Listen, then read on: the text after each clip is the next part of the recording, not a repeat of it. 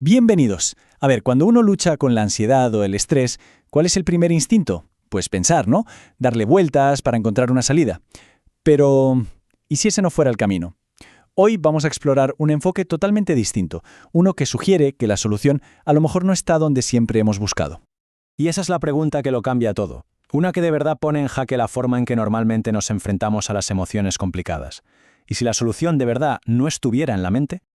Ok, para poder salir de algo primero hay que entenderlo, hay que ver cómo funciona la trampa. Y es que en el fondo estamos hablando de un ciclo, un bucle mental que se repite y que nos deja atrapados siempre en las mismas sensaciones. Imaginen que una parte de la mente, eso que a veces llamamos el ego, no es la realidad en sí, sino más bien un narrador compulsivo, un contador de historias. Su única misión es inventar relatos, uno tras otro, para intentar explicar por qué nos sentimos como nos sentimos. Y aquí es donde se forma el lío. Esto crea un círculo vicioso perfecto. Por un lado está la sensación física, la ansiedad pura y dura. Y por otro, la historia que la mente se inventa. Y claro, se retroalimentan. La historia alimenta la sensación y la sensación confirma la historia. Al final parece que no hay salida. Y ojo, aquí viene lo más importante. La reacción lógica sería, vale, si tengo una historia negativa, la combato con una positiva. Suena bien, ¿verdad? El problema es que eso se convierte en una batalla sin fin. ¿Por qué? Porque seguimos jugando en el mismo tablero, el de las historias, el de la narrativa. Entonces, ¿qué solemos hacer para manejar todo esto? Pues recurrimos a lo que podríamos llamar soportes o muletas. Son como esas ayudas que nos permiten seguir caminando cuando la cosa se pone difícil.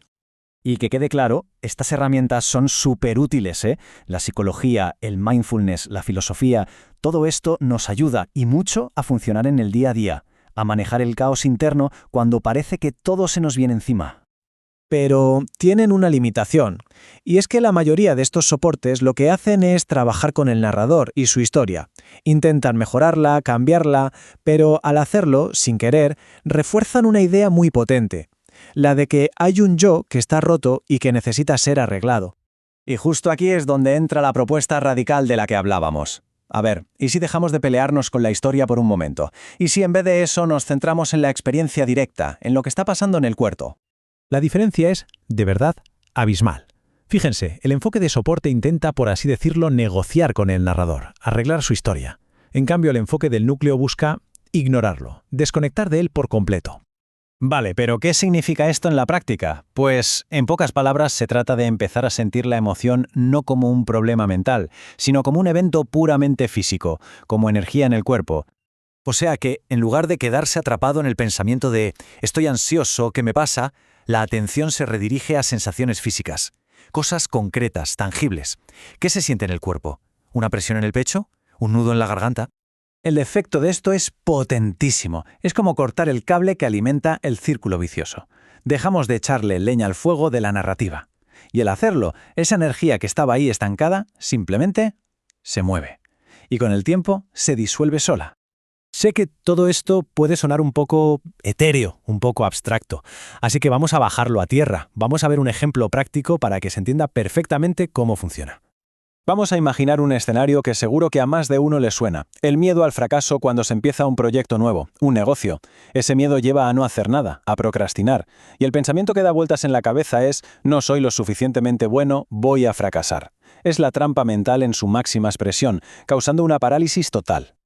Fíjense qué interesante el contraste. El primer enfoque, el de soporte, intenta arreglar al yo que tiene miedo, busca darle confianza a hacerlo más fuerte. El segundo enfoque, el del núcleo, es totalmente diferente. Ni siquiera entra a valorar el pensamiento, simplemente se enfoca en la sensación física del miedo y, lo más importante, permite actuar mientras se siente ese miedo. No espera que desaparezca.